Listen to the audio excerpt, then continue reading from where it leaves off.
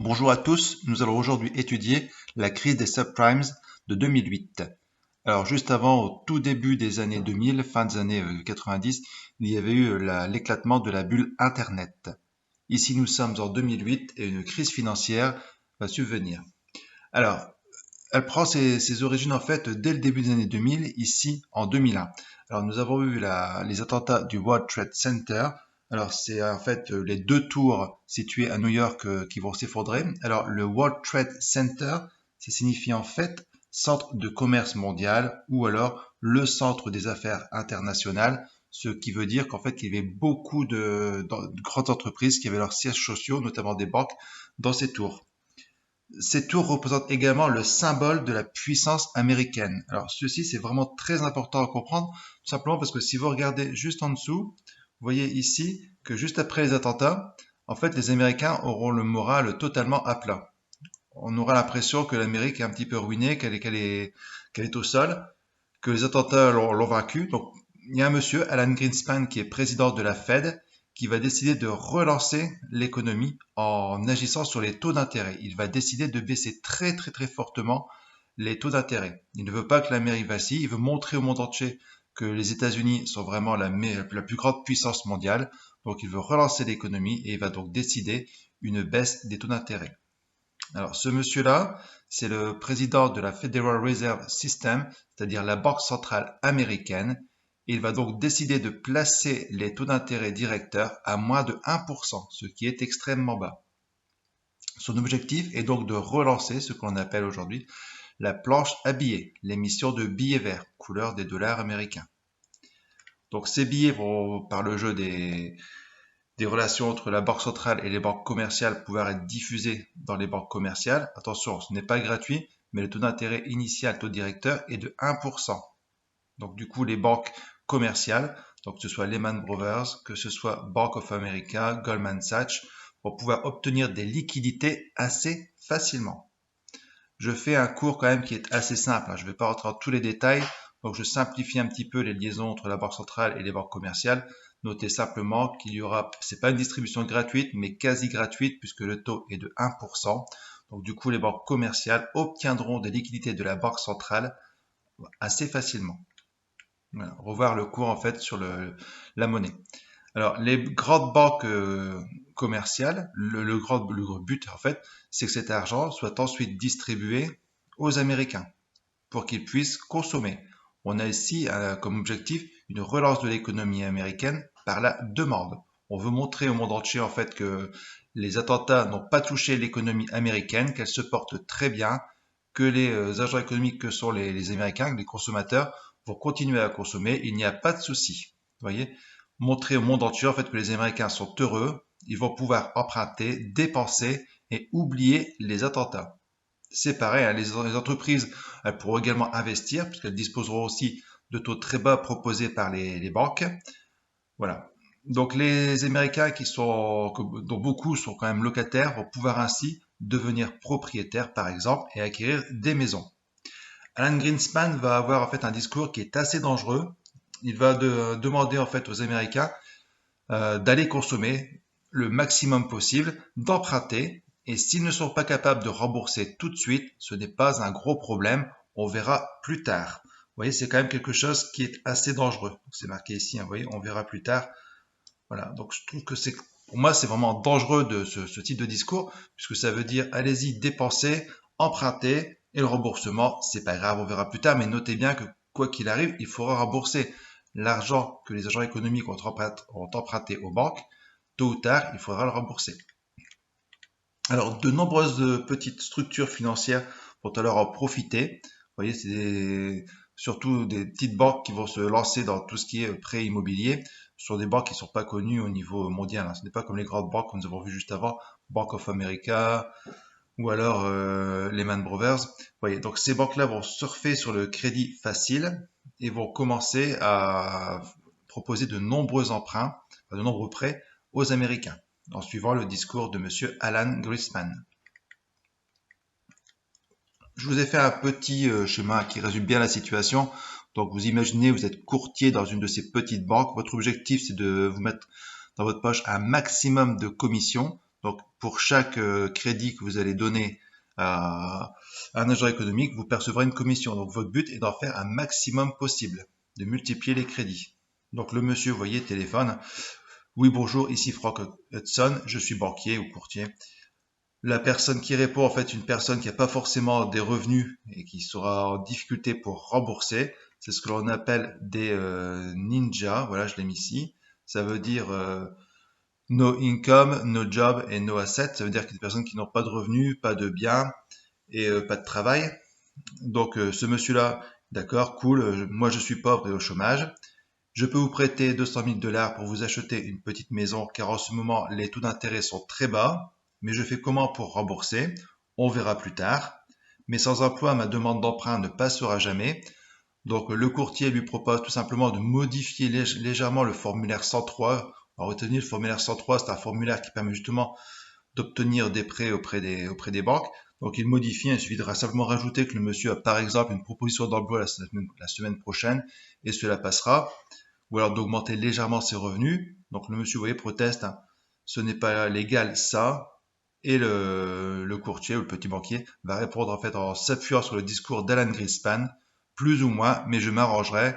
Vous ne serez pas le premier, autant en profiter. En fait, le but c'est que de lui donner en fait un prêt qu'il puisse consommer et de relancer l'économie. Ça, c'est un peu le discours de façade. En arrière-plan, il faut noter que ce monsieur-là, tout ce qu'il vise, c'est surtout avoir une belle commission.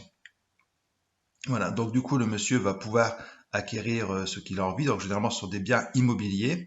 Alors, des clients classiques, on appelle ça, on va dire des primes. Ici, c'est plutôt un subprimes, tout simplement parce qu'il y a un risque supplémentaire. Vous voyez, les subprimes sont des crédits à risque caractérisés par des taux d'intérêt variables et de niveau élevé qui ont été accordés à des foyers à faible revenu. Oui, j'insiste bien sur le mot variable. Ça veut dire que tant que les taux d'intérêt sont proches de 1%, comme c'est le cas à cette période-là aux États-Unis, ben, pour rembourser, il y aura des intérêts d'une faible valeur. Mais si les taux d'intérêt commencent à remonter, dans ce cas-là, ben, les taux d'intérêt augmentant, ce que va devoir rembourser l'emprunteur va forcément augmenter et le mettre en difficulté. Mais pour l'instant, ce n'est pas très important puisque les taux sont variables. Alors cette personne-là, forcément, va pouvoir acquérir des maisons, enfin une maison en tout cas, devenir propriétaire. Il va en discuter avec ses amis qui, à leur tour, pourront acquérir des biens immobiliers. Alors malheureusement, il va arriver un moment où les capacités des petites banques pour obtenir des liquidités auprès de la Fed, ça va commencer à diminuer. Donc elles n'auront pas assez de ressources financières pour satisfaire toute la demande de personnes qui souhaitent acquérir des maisons. Donc il va falloir trouver une possibilité, enfin une solution, parce que le marché des Américains qui souhaitent acquérir des maisons est franchement immense. Le courtier va alors avoir une idée, proposer les emprunts qu'il a octroyés à des agents économiques à des plus grandes banques, c'est-à-dire proposer un échange. Je vous donne les emprunts que moi j'ai octroyés et en échange, vous me donnez des liquidités. Donc voilà comment ça se passe. Donc le courtier en sa tête se dit j'ai encore plein de clients potentiels, mais je n'ai plus assez d'argent à prêter. Comment faire? Alors il ne peut pas se refinancer sur le marché interbancaire parce qu'il n'y arrive plus, ou la banque centrale ne peut plus proposer des liquidités car il n'a rien à proposer en échange. Donc du coup, il va se tourner vers d'autres banques, vers des plus grandes banques et proposer simplement un échange. Donc voilà ce qui se passe. Donc il téléphone au banquier d'une grande banque. Bonjour, je suis courtier et travaille pour une petite banque. J'ai déjà réussi à placer de nombreux prêts à des Américains afin qu'ils achètent leur maison. Il me faudrait encore un peu plus de liquidité afin de satisfaire la demande. Donc le banquier lui répond, oui, et que me proposez-vous? Les clients à qui j'ai prêté de l'argent sont des valeurs sûres. Ils rembourseront leurs prêts sans difficulté. Aussi, je vous propose de vous revendre ces prêts. Le banquier dit pourquoi pas, je vais vous les racheter. Bon, c'est un peu plus compliqué que ça, mais ça s'est passé relativement de cette manière-là. Vous voyez bien, il y a des mots qui sont un peu gênants comme sur des valeurs sûres. Donc des valeurs sûres, moi je veux bien, mais je suis pas certain que tous les clients de ce courtier soient des valeurs sûres. Certains oui, d'autres étaient plus dangereux parce qu'il y avait en fait des primes, des clients sûrs, et des subprimes, des clients dont le remboursement était un petit peu plus aléatoire. Donc le banquier ici accepte ces fameux prêts. En échange, il donne des liquidités au courtier qui va pouvoir à nouveau relancer le crédit. Voilà, donc il y a un échange. Les prêts partent du courtier vers la plus grande banque et en échange, il reçoit des liquidités. Alors, le courtier dispose à nouveau de liquidité. Il va pouvoir à nouveau faire des prêts à ses clients. Donc, par exemple, ici à Monsieur X. Il faut savoir que les Américains ont de nombreuses cartes de crédit. En général, c'est à peu près 7 par Américain. Donc, ils vont vraiment vivre grâce au crédit. Ça, il faut bien le retenir. Encore une fois, c'est le crédit qui va permettre la consommation aux États-Unis. On rejoint une nouvelle fois la crise de 1929, où il y avait à cette période-là le crédit à la consommation et surtout le crédit action. Donc, quand on prête ici à une personne, forcément, c'est à tout plein d'agents économiques qu'il va falloir prêter. Donc, grâce à ces montants prêtés, les agents économiques vont pouvoir à nouveau consommer encore plus. Donc, pas forcément dans des maisons parce qu'ils en ont déjà, mais acheter des biens de l'époque, des pick-up, des télévisions. Donc, la consommation va vraiment se relancer aux États-Unis grâce au crédit. Alors, petit problème, c'est que la demande repart, mais l'offre n'est pas toujours une offre américaine. Alors, les Américains ont beaucoup d'argent grâce au crédit, oui, comme en 29, vous voyez. Donc, ils vont acheter dans les supermarchés américains, donc par exemple chez Walmart, mais la majeure partie des produits vendus dans ces supermarchés ne sont pas d'origine américaine, mais sont d'origine chinoise. Donc, une bonne partie des produits consommés par les Américains sont fabriqués en Chine. Donc la Chine devient en fait dans les années 2000 l'atelier du monde et comme les coûts de production sont très faibles, notamment les coûts de main-d'œuvre, ces prix sont imbattables. Donc c'est pour ça que l'entreprise américaine se tourne vers l'entreprise chinoise et pour importer des produits. Donc autre chose qu'il faut comprendre également, c'est que les Chinois en fait consomment, mais ils épargnent beaucoup. Donc, ils ont certes des revenus qui sont encore assez faibles, mais ils épargnent une bonne partie de leurs revenus. Cette épargne est placée ensuite sur leur compte. Alors, leur compte dans des banques chinoises, et ces banques chinoises vont ensuite placer cet argent, parce que c'est très rentable de placer l'argent dans les banques américaines. Les taux d'intérêt sont intéressants dans les banques américaines, donc les banques chinoises vont prêter en fait de l'argent aux banques américaines. Voilà. Et les banques américaines, à leur tour, vont pouvoir relancer leur économie en prêtant aux consommateurs américains pour relancer la demande, donc une consommation à crédit. Donc vous voyez, on a vraiment l'impression que les Américains sont très riches, alors qu'en fait ils consomment à crédit. Et d'un autre côté, les Chinois qui consomment quand même relativement peu, eux en revanche épargnent. Et cette épargne en fait repart dans le circuit à travers leurs banques pour ensuite revenir aux États-Unis où ça repart chez les consommateurs américains. Vous voyez, on se tape un petit peu sur la tête là, franchement, c'est le monde à l'envers. Ce sont les Chinois qui prêtent aux Américains pour consommer des produits chinois. Ça peut pas durer très longtemps. D'ailleurs, ça n'a pas duré. Mais à cette époque-là, on pensait vraiment que les Américains, l'économie américaine tournait à plein régime parce qu'en fait, les consommateurs consommaient, il y avait une forte demande, mais une demande qui est consommée grâce au crédit.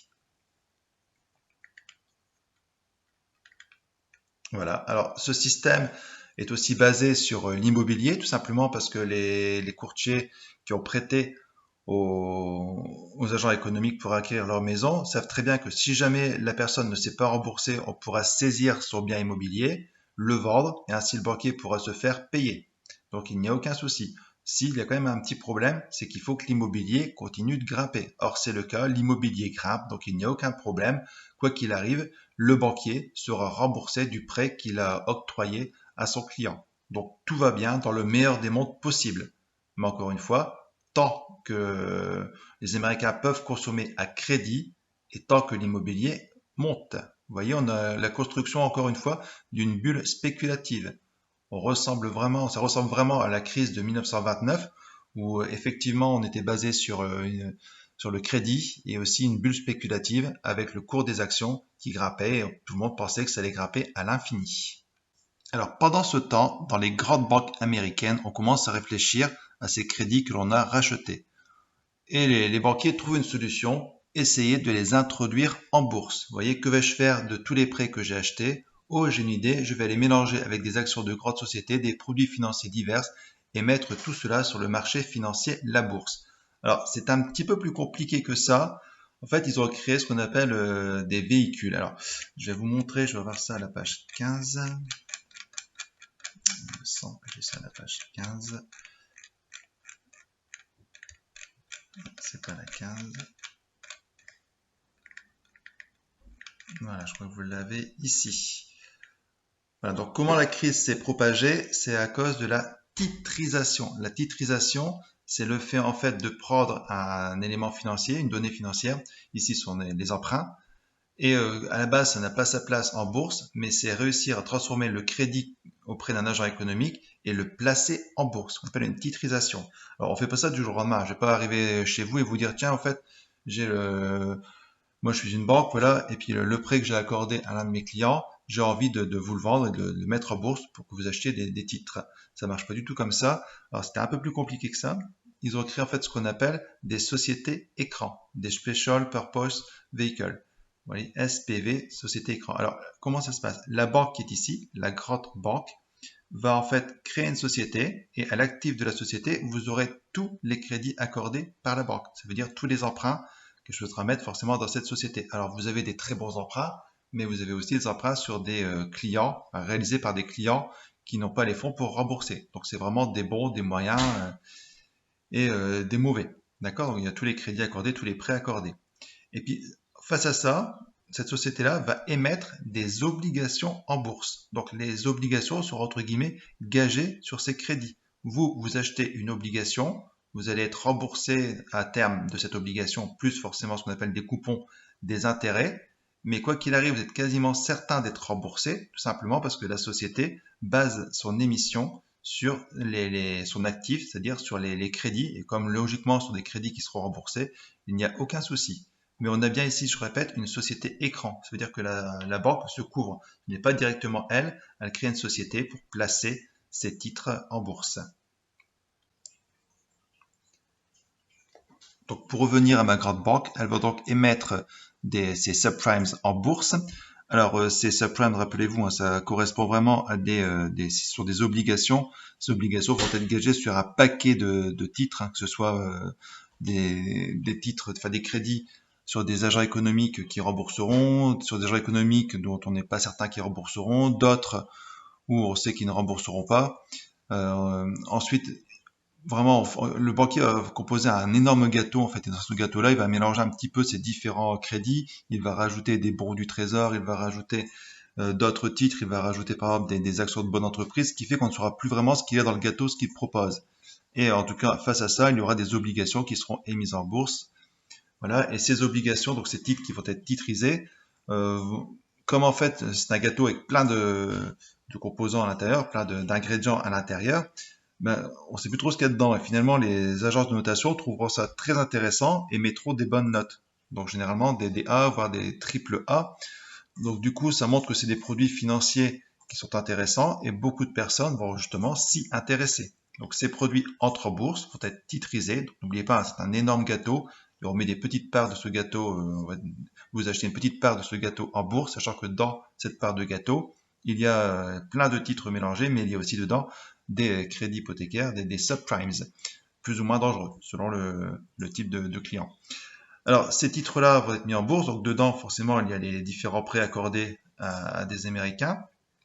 Vous voyez, j'ai marqué, et hop, la bourse est à nouveau dans le coup. Encore une fois, comme les différentes crises économiques, hein, celle de 29 particulièrement, la bourse avait impacté la crise économique. Ben là, c'est la même chose. Il va y avoir une bulle spéculative par rapport aux subprimes. Tout le monde va vouloir en acquérir. En plus, c'est super bien noté par les agences de notation. Donc, les trois à connaître, hein, Fitch, Moody's et Standard & Poor's.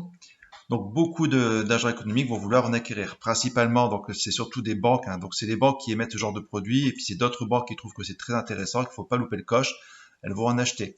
Alors ces produits vont être assurés principalement par AIG, une grande grande compagnie d'assurance. Mais cette compagnie d'assurance va ne pas vouloir louper le coche et va vouloir aussi acheter ce type de produit. Donc elle va assurer à la fois le produit qu'elle achète, ce qui est très dangereux. Ensuite, des personnes comme vous et moi, on va pouvoir acheter des subprimes.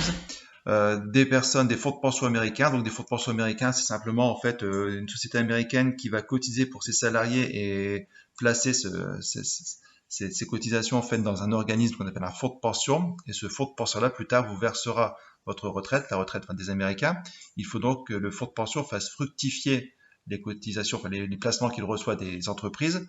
Donc pour les faire fructifier, ben là il a une bonne idée, c'est d'acheter les subprimes. Alors n'oubliez pas encore une fois, c'est Malheureusement, le problème de la bourse, c'est que les fonds de pension, par exemple, espèrent avoir une rentabilité sur du court terme. Or, la bourse, c'est plutôt des placements de long terme. On est sur des marchés financiers de long terme. Vous voyez le cours sur le marché financier, c'est des marchés de capitaux long terme, au moins supérieur à 2, 3, voire 5 ans. Donc, du fait, les fonds de pension ont une rentabilité court terme, alors que les subprimes, logiquement, c'est une rentabilité long terme. Et puis pareil, des entreprises, que ce soit françaises, américaines, européennes, vont acquérir également ce genre de titres de produits financiers. Donc ça va se multiplier un petit peu partout dans l'économie, ce qui fait qu'à un moment, quand il y aura un retournement, les banques ne sauront même plus si elles en possèdent ou pas. Une dame va pourtant avertir des problèmes, donc elle s'appelle Brooksley Born. C'est une juriste et elle travaille en fait dans une commission qui s'occupe de surveiller les marchés financiers et elle va prévenir les grands argentiers américains, que ce soit Greenspan, Rubin ou Summers, pour leur dire que les produits sont toxiques et qu'on va encore aller vers un gros problème financier comme on a déjà eu quelques années auparavant avec l'affaire WorldCom ou l'affaire Enron. Recherchez sur Internet Enron, vous verrez c'est une très grosse société américaine qui au début des années 2000, alors qu'on pensait qu'elle était en très bonne santé, en fait grâce à des montages financiers, était en très mauvaise santé et ça a eu des énormes répercussions sur l'économie américaine, jusqu'à la présidence américaine d'ailleurs. Donc vous verrez que cette dame-là va donc prévenir, mais malheureusement ça va être très mal vécu par les banques parce qu'elles trouvent que leurs produits financiers sont top. Donc pourquoi cette dame-là vient se mêler de ces problèmes? Donc avec les grands argentiers et même le président de l'époque, ils vont mettre une pression folle pour qu'elle s'en aille. Donc ils vont réussir à l'évincer et ils auront ainsi les mains libres pour laisser libre les marchés financiers. D'ailleurs, il y a monsieur Greenspan qui va prévenir, il va expliquer carrément à cette dame-là qu'elle ferait mieux de se taire parce que les produits que les banques proposent sont vraiment top, bien notés par les agences américaines, que l'on n'est plus, notation américaine, que l'on n'est plus en 1929 où justement la comptabilité n'était pas très fiable. Au contraire, nous sommes dans les années 2000 et les systèmes comptables sont franchement parfaits. Les Américains ont les règles comptables de l'US GAAP. Nous, le reste du monde, donc certains pays du reste du monde, tels que l'Europe, on utilise pour les grands groupes les normes IAS, IFRS. Donc, il n'y a pas de souci à avoir, madame. Franchement, madame Born, il faut arrêter de dire qu'il y aura un souci. L'information qui circule sur les marchés financiers est parfaite. Donc, les produits sont parfaits. Vous voyez, on a vraiment une amélioration de l'information grâce à ces normes comptables. Donc, il n'y a pas de souci. En plus, monsieur Greenspan rappellera à cette dame qu'on l'appelle le maestro. Donc, il s'y connaît vraiment dans les produits financiers. Il n'y a pas de souci. Il vaut mieux se taire. Nous arrivons à présent fin 2006, début 2007. Les taux sur le marché monétaire commencent à remonter. Donc n'oubliez pas qu'on a beaucoup d'emprunts à taux variables. Donc si les taux variables remontent, pour les remboursements, forcément ça fait des mensualités beaucoup plus importantes. Donc on a les banquiers qui commencent à réclamer le règlement des prêts qu'ils ont accordés. Donc monsieur X, il va falloir commencer à me rembourser sérieusement. Au punaise, c'est le banquier. Pour ce mois de février, il faut me verser 2000 $. J'ai 80 $ et mon épouse 1200 $. Est-ce que ça peut aller? Vous êtes peut-être un ninja, mais moi je ne suis pas le Père Noël. Comment on fait? On peut demander un nouveau crédit. Vous voyez, ils sont tellement habitués à avoir des crédits que l'emprunteur demande un nouveau crédit pour rembourser son crédit. Donc le banquier lui répond, j'ai mieux que cela, on va vendre votre maison. Donc c'est pour ça qu'il va commencer sur le marché immobilier à avoir beaucoup de ventes de biens immobiliers. Alors je rappelle, vous voyez les ninjas, c'est bien les no income, no job or asset. Donc le banquier décide de saisir en fait le bien de cet agent économique et de le vendre.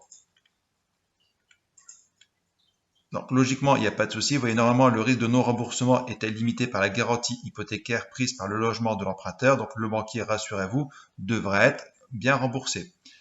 Petit problème, c'est que beaucoup de banques sont dans la même situation. Donc il va y avoir énormément de biens immobiliers qui vont être mis en vente sur le marché américain. Et comme il y a beaucoup de biens immobiliers, le prix de l'immobilier va alors s'effondrer.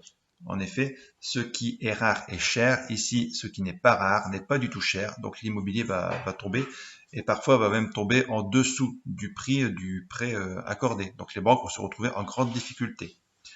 Au même moment, on se retrouve dans une situation au niveau de la parité entre les monnaies. Vous voyez, on rejoint encore une fois le problème de parité comme en 1929, comme à la crise de 97, la crise asiatique, où l'euro a beaucoup trop de valeur par rapport au dollar. Donc ça embête fortement les Américains dans leurs échanges commerciaux. Donc les Américains vont décider en fait de remonter les taux d'intérêt afin de raréfier le dollar, ce qui est rare et cher, donc pour faire reprendre de la valeur. Donc ça va amplifier la crise, parce que n'oubliez pas qu'il y a beaucoup de crédits qui ont été accordés à des taux variables, donc les remboursements vont encore grimper. Donc les taux directeurs américains augmentent, vous voyez, afin de rééquilibrer la valeur du dollar par rapport à l'euro. Pareil, les banques vont avoir moins de liquidités et pourront moins prêter. Le prix de l'immobilier, les prix de l'immobilier s'effondrent. Vous voyez, encore une fois, on a un problème ici avec la parité entre les monnaies. On obtient une crise financière. C'est en fait un jeu domino où un, un emprunteur ne sait pas rembourser son crédit et tout va s'effondrer. Vous voyez, c'est un petit peu le dessin que vous avez ici. C'est l'immobilier en fait qui tenait toute l'économie. Les courtiers, les banques, la bourse, les fonds de pension, vous voyez, tout est vraiment lié. Alors, toutes les organisations et les particuliers qui possèdent des titres contenant des subprimes craignent le pire. En effet, ces titres basés sur l'immobilier s'effondrent. Sur le marché interbancaire règne la méfiance. C'est une crise de liquidité. N'oubliez pas que chaque soir, les banques font le point sur ce qu'elles possèdent en monnaie centrale. Et là, entre les banques, quand elles en ont pas assez, elles peuvent se refinancer entre elles. Or là, par exemple, si je suis Bear Stearns, je n'ai pas trop envie de prêter à Lehman Brothers, parce que je ne sais pas si Lehman Brothers possède dans ses comptes s'il a acheté des subprimes, et s'il en a, c'est très dangereux car elle est vraiment en grosse difficulté. Comme Lehman Brothers elle-même ne sait pas exactement ce qu'elle possède, vu que c'était des montages financiers, des gros gâteaux qui étaient créés, on ne savait pas trop ce qu'il y avait dedans, les banques n'ont plus confiance les unes avec les autres, et du coup ne se prêtent plus. Le marché est vraiment à l'arrêt, donc il y a un gros problème au niveau des banques. Donc on se tourne vers les assureurs et on demande par exemple à AIG de venir rembourser les subprimes, ceux qui ont qui ont des difficultés avec les subprimes. Or AIG n'a plus les fonds puisque à leur tour AIG ont misé sur des subprimes et ont des grosses pertes financières. Donc les valeurs boursières des montages financiers des subprimes va s'effondrer. Les banques qui ont acheté et qui ont spéculé sur ces produits ont un énorme besoin de capitaux. Il faut les recapitaliser. Donc on va remplacer à cette époque-là, en fait, Alan Greenspan va partir parce qu'on s'aperçoit qu'il a il a fait beaucoup de bêtises pendant sa fin de carrière. Et autant c'était quelqu'un qui avait très bien géré la Banque centrale durant de nombreuses années, autant avec la crise des subprimes, il a mal agi. Donc on a un monsieur qui s'appelle Bernanke qui va devenir président de la Fed et lui, il a fait une thèse dans ses études, dans son doctorat, qui montrait que la crise des années 20, 1929, il fallait surtout pas laisser tomber les banques, il fallait venir les soutenir. Donc il va te proposer de sauver toutes les banques.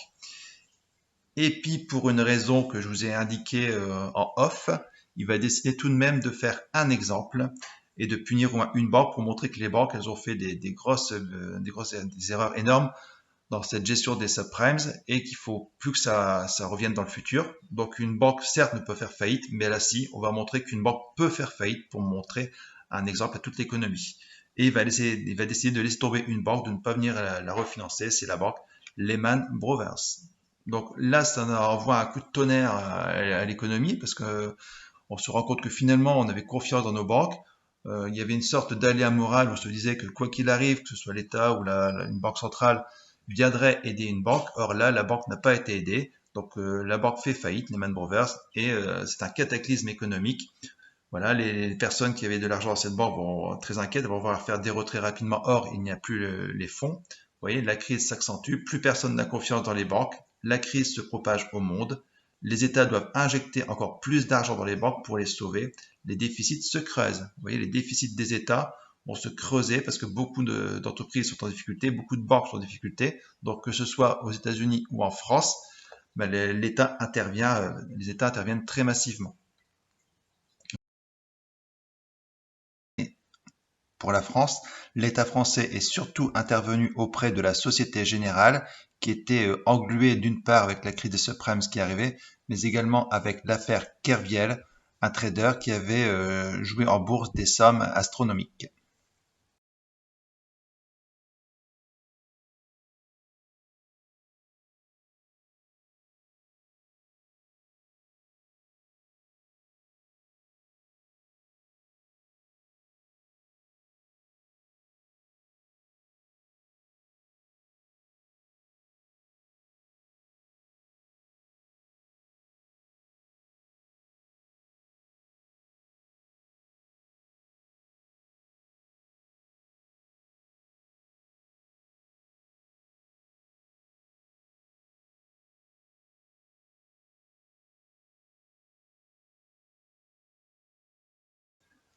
finalement, les États vont fortement intervenir pour régler ce problème de la crise.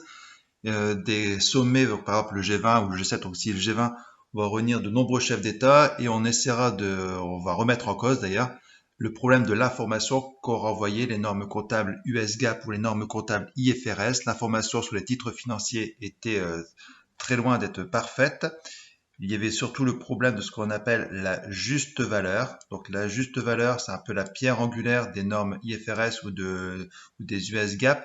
Ce n'est pas du tout la même chose que le coût historique prôné par le plan comptable français. Donc la juste valeur, justement, a posé problème lors de cette crise économique et il a fallu revoir certaines normes comptables. Donc c'est beaucoup monsieur Nicolas Sarkozy qui est intervenu pour régler ce problème de désinformation qu'apportaient certaines normes comptables IFRS ou US GAAP. Donc ça concerne vraiment les très grandes entreprises.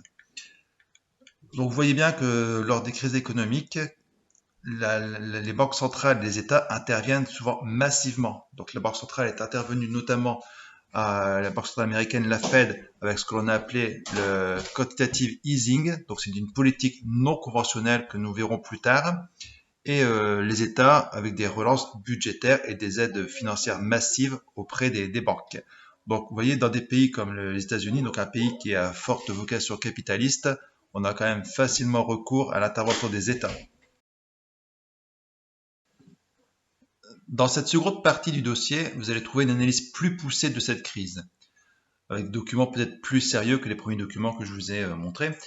Alors, par exemple, il faut savoir qu'en 1933, suite à la crise de 1929, il a été mis en place aux États-Unis ce que l'on appelait le Glass-Steagall Act.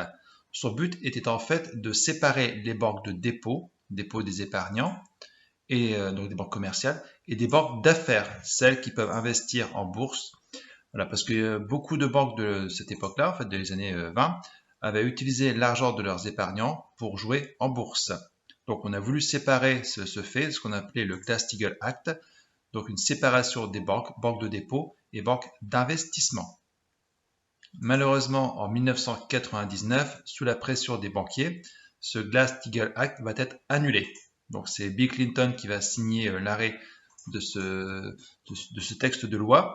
Tout simplement aussi parce qu'entre les années 40-45 jusqu'aux années 90, début des années 2000, il n'y avait pas eu de forte crise économique, donc il n'y avait pas de raison de séparer ce modèle, enfin de séparer les banques. Donc les banques ont demandé à devenir plus importantes, donc à pouvoir fusionner entre elles les banques de dépôt et banques d'affaires, et ainsi disposer de plus de fonds pour pouvoir jouer sur les marchés boursiers, entre autres.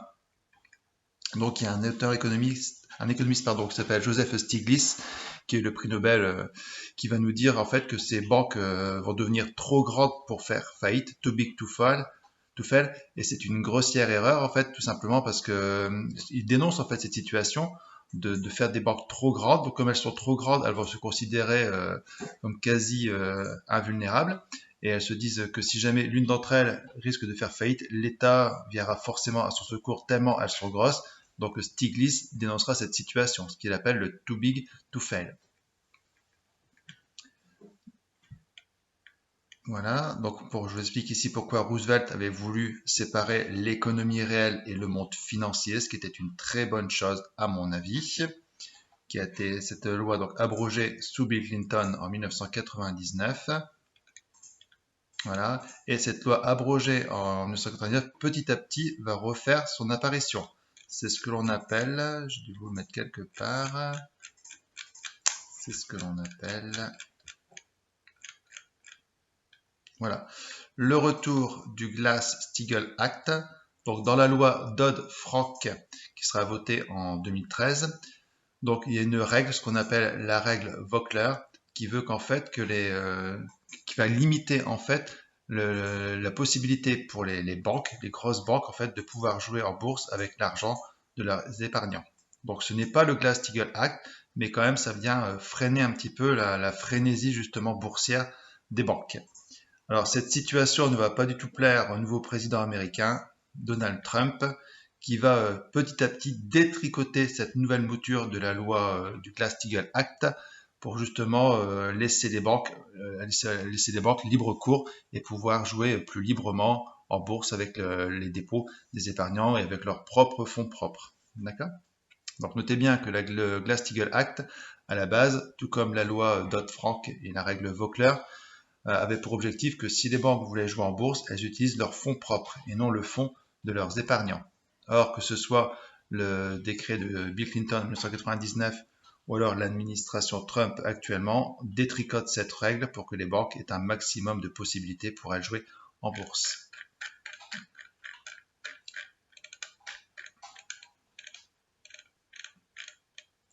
Voilà. Donc, autre fait, on peut voir aussi les mécanismes de transmission à l'économie réelle, comment les crises financières se propagent à l'économie réelle. Il faut encore une fois voir que l'économie réelle était tirée grâce à l'endettement. D'accord? Ici, c'était un endettement relatif à l'immobilier. Voilà. Ce qui a été le déclencheur de la crise, c'était surtout la faillite de Lehman Brothers.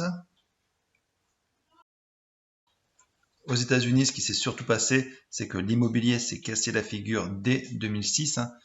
Ensuite, les marchés des actions ont eux aussi chuté en 2008. Donc ça, c'est les subprimes. Vous avez vraiment un effet de domino, ce qui a causé une chute des patrimoines des ménages, donc ceux qui avaient des actions et surtout ceux qui avaient de l'immobilier, de 25%. Donc comme ils ont moins de patrimoine, forcément, ils vont moins consommer. Les banques qui vont prêter beaucoup moins. Donc il va falloir une intervention une nouvelle fois de l'État.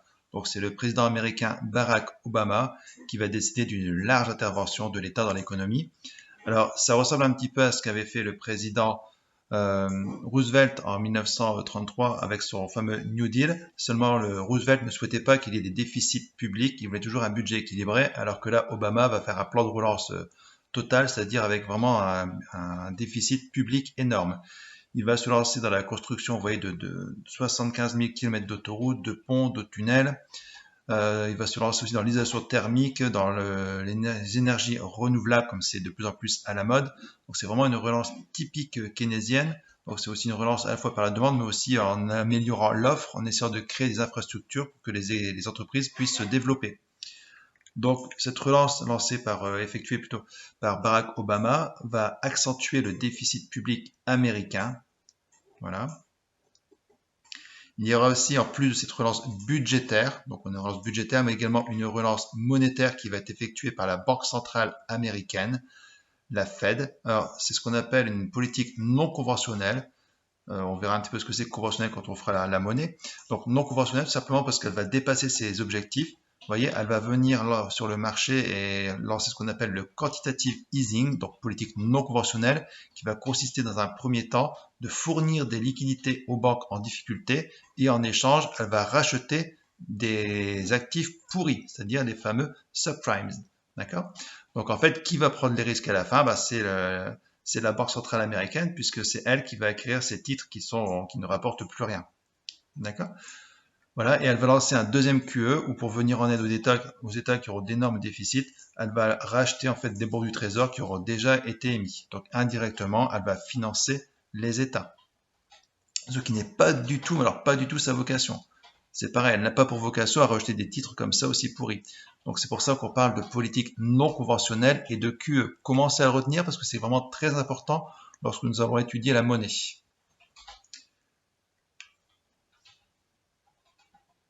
Vous voyez, donc encore une fois, bref, quand tout va bien, le capitalisme se plaint de l'action de l'État ou la politique menée par la Banque centrale, mais lorsque tout va mal, il crie au secours. Nous sommes en plein dans l'analyse keynésienne qui juge que le capitalisme comme une excellente politique économique à condition qu'il soit encadré, c'est comme il l'appelle le capitalisme sous antidépresseur.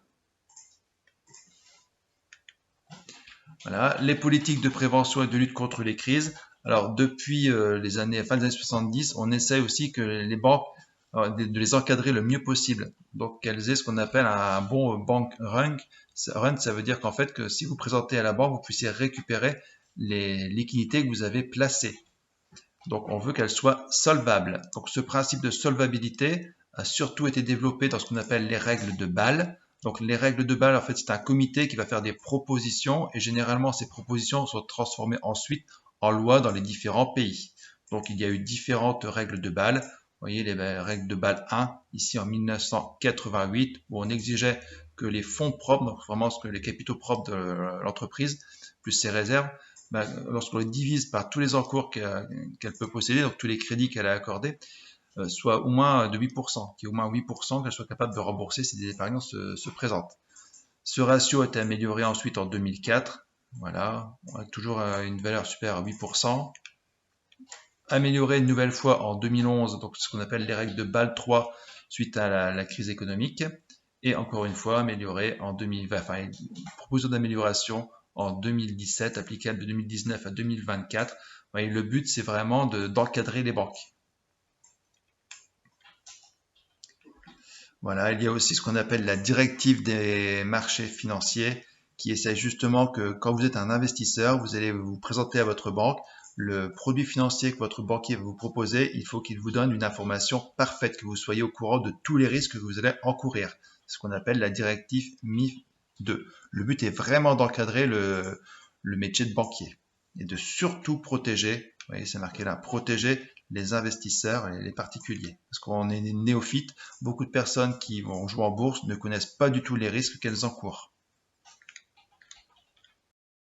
À son tour, le FMI est également intervenu dans cette crise économique. Donc, son rôle n'est plus vraiment de gérer les parités entre les monnaies, cela dépasse la stabilité financière. Il intervient aussi pour accorder des prêts maintenant aux pays qui ont de grosses difficultés. Donc là, par exemple, il a accordé 700 milliards de dollars de financement à la disposition de ses pays membres. Voilà, vous trouverez dans le reste du dossier voilà, quelques explications de ce qu'est un prime, donc un emprunteur immobilier classique, qu'est-ce que c'est qu'un subprime, qu'est-ce que c'est que la titrisation, comment ça fonctionne, quels sont les débuts de la titrisation, donc ça date quand même de la crise de 1929 avec deux organismes, Fannie Mae et Freddie Mac, qui étaient des organismes publics. Voilà, vous lirez un petit peu tout ça. L'effet de levier, et je vous ai mis ensuite une explication de la genèse de la crise 2008, donc c'est parfaitement expliqué. Je vous laisse lire donc tout ceci. Alors n'oubliez pas qu'au programme, on ne va pas vous poser des questions très pointues sur les crises économiques. Ce qu'on vous demande surtout, c'est de savoir comment les crises se déroulent, comment elles arrivent, comment elles se développent, on va dire, et puis quels sont les moyens de lutter contre les crises.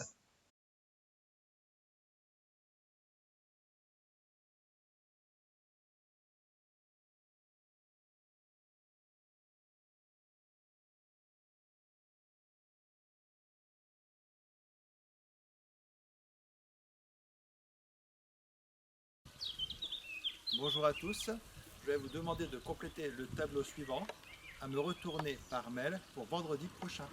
Merci.